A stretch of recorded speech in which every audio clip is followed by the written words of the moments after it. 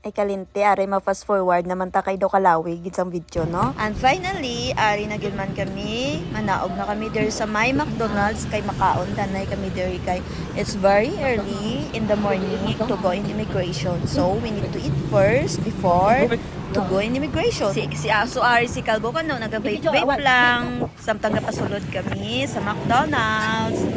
And then, wow, you're a gentleman. Ibuksan niya pa ang door for me. And while naari na kami there sa sulod, mahaba ang pela, so need naman mag-adjust. Tapos si Kalbo kano gawakal-wakal pa sa mga kuwan no amon orderon. Mawakal pa sa ay karon lampos. And finally, naka-order na giman kami. Ari, si Mars nagapag-cute-cute lang sa camera while waiting for food.